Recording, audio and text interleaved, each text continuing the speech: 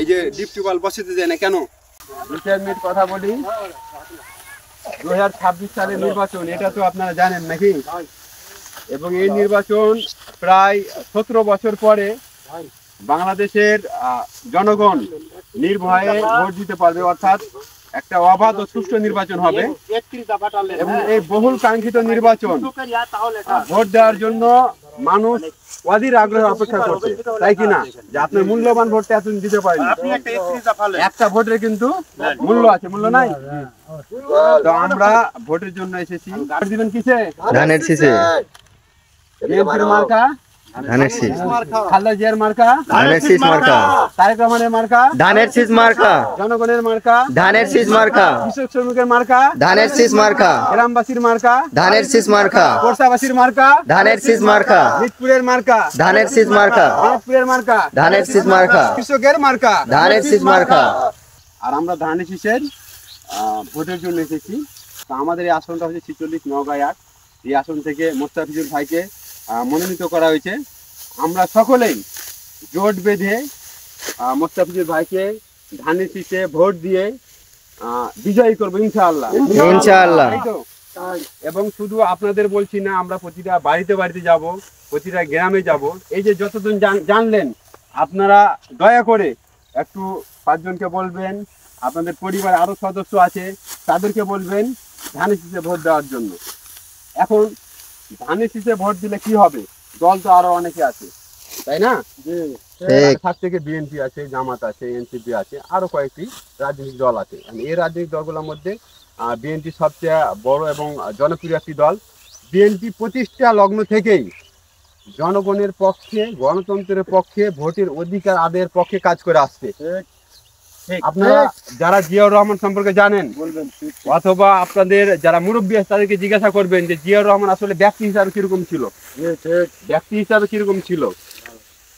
তার মতো দেশপ্রেমিক আমার মনে হয় যে 100 বছরেও বাংলাদেশে জন্মাবে কি পাবে না জানি না আমি।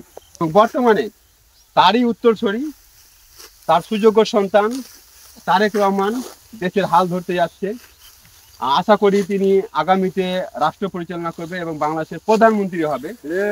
তারেক রহমান কৃষকদের নিয়ে কিছু কথা বলেছে, হ্যাঁ, আমি শুধু সেই কথাগুলো বলবো। কৃষকরা কোথায় অবহেলিত? সবচেয়ে অবহেলিত হলো এই যে ধানটা চাষ করেছেন, দেখা যাচ্ছে দিন শেষে লস হয় না অনেক সময়।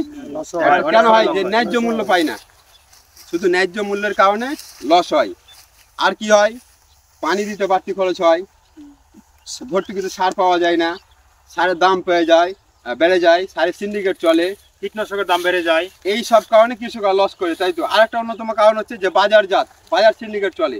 মানে কৃষকরা ধরেন যেটা ধান তো এখানে অনেক আউট আছে, মনে করেন যে বাঁধাকপি, ফুলকপি বা টমেটো, পেঁপে, এই জিনিসগুলা একজন দালাল অর্থাৎ থার্ড পার্টির কাছে আপনি বিক্রি করলে, থার্ড পার্টি যে পরিমাণ লাভ করবে ঢাকাতে বিক্রি করে, কৃষক কিন্তু ওই পরিমাণ লাভটা করতে পারে না। পারে। এবং আমাদের বাংলাদেশের জনগণের মধ্যে প্রায় 60 থেকে 65% আমরা কৃষি খাতের সঙ্গে জড়িত না, কোন না কোন ভাবে আমরা কৃষি খাতের জড়িত। ওই স্যুট প্যান্ট টাই পরে ওই চাকরি করছে, ওই কৃষকের সন্তান না?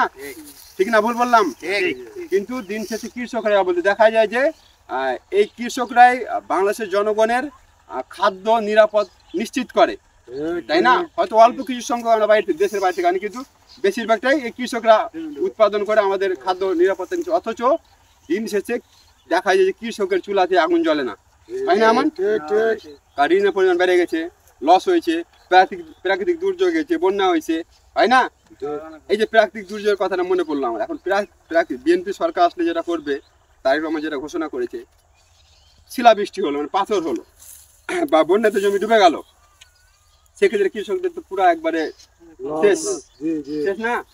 সেক্ষেত্রে বিএনপি সরকার গঠন করলে কৃষকদের জন্য একটা ফ্যামিলি কৃষক কার্ড প্রদান করা হবে। কার্ড, ওই যে আপনার ডিপের কার্ডে পানি করেন না, এর কিন্তু একটা কার্ড থাকবে। ওই কার্ডে কি কি সুবিধা থাকবে? ওই কার্ডে থাকবে আপনার জমি কতটুকু, আপনার নিজের জমি কতটুকু, বর্গা কতটুকু, এই ডাটাগুলো আগে কালেকশন করা হবে। কালেকশন করার পরে তার ডাটা থেকে গেল ওখানে। তারপরে যখন জমি চাষ করবেন, তখন যখন ক্ষতিগ্রস্ত হয়ে গেল, মনে করেন যে আপনার 5 বিঘা তথ্য ছিল, আপনি এখন বলছেন 10 বিঘা ক্ষতিগ্রস্ত হয়েছে, হবে না। কিন্তু লিগ্যাল যেটা তথ্য ছিল, ওই লিগ্যালের ভিত্তিতে আপনার ক্ষতিপূরণ পাবেন।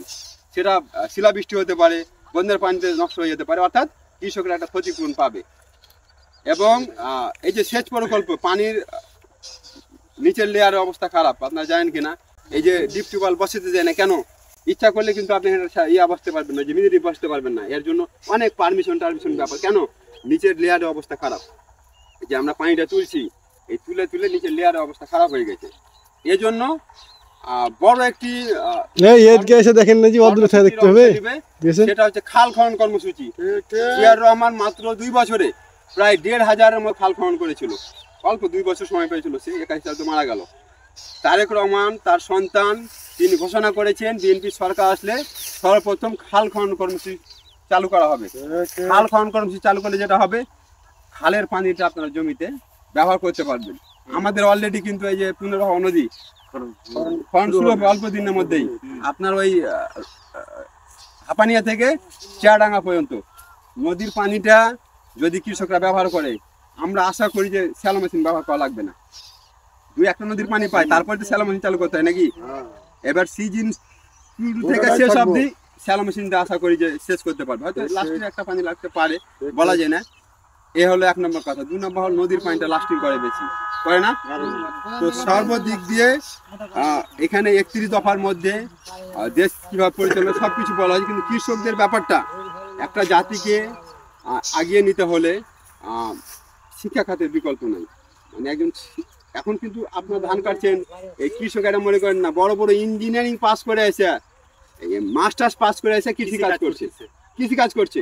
কারণ কৃষিকাজে বিপ্লব ঘটানো সম্ভব। কৃষিকাজে বিপ্লব ঘটানো সম্ভব। তারেক রহমান উদ্যোগ নিয়েছে যে বিএনপি সরকার গঠন করলে এই যে কৃষি পণ্য আমরা শুধু নিজের দেশে সীমাবদ্ধ রাখবো না, দেশের বাইরে পাঠাবো। যখনই দেশের বাইরে পাঠাবে তখনই দামটা মোটামুটি প্রপারলি পাওয়া যাবে। তো এই জন্য আমরা ধানের শীষের প্রচারের জন্য এসেছি। আপনারা তো সকলেই ধানের শীষে ভোট দিবেন, তাই না? মার্কা আছে, কোনটা মার্কা? ধানের শীষ। আরে বলো, ধানের শীষ। মুস্তাফিজের মার্কা আছে, কোনটা মার্কা? ধানের শীষ। মুস্তাফিজুর, ধানের শীষ। আরে বলো, ধানের শীষ। রব উঠেছে, ধানের শীষ। মুস্তাফিজের মার্কা, ধানের শীষ মার্কা। মার্কা আছে, কোনটা মার্কা? ধানের শীষ। খালেদা জিয়ার মার্কা, ধানের শীষ মার্কা। তারেক রহমানের মার্কা, ধানের শীষ মার্কা। মুস্তাফিজুর ভাইয়ের মার্কা, ধানের শীষ মার্কা। বর্ষাবাসীর মার্কা, ধানের শীষ মার্কা। বিকুলবাসীর মার্কা, ধানের শীষ মার্কা। মানাতপুরের মার্কা, ধানের শীষ মার্কা। কৃষক শ্রমিকের মার্কা, ধানের শীষ মার্কা। মা বোনদের মার্কা, ধানের শীষ মার্কা। চাচা চাচির মার্কা, ধানের শীষ মার্কা। আমজনতার মার্কা, ধানের শীষ মার্কা। জনগণের মার্কা, ধানের শীষ মার্কা। আমার আগে আমরা, আমাদের আগে দেশ, ক্ষমতার আগে জনতা, সবার আগে বাংলাদেশ, সবার আগে বাংলাদেশ।